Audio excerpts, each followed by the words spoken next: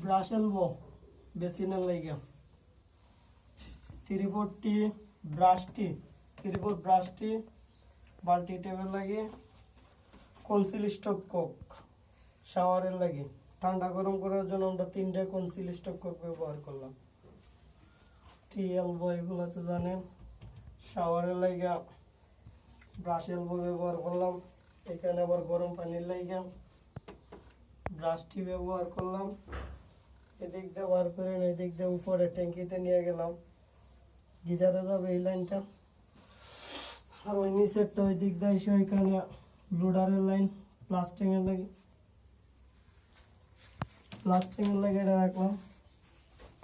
আর ওই দিক দিয়ে এই যে বদনার জন্য ভিতরে নিয়ে গেলাম, এখান থেকে ট্যাঙ্কিতে নিয়ে যাব।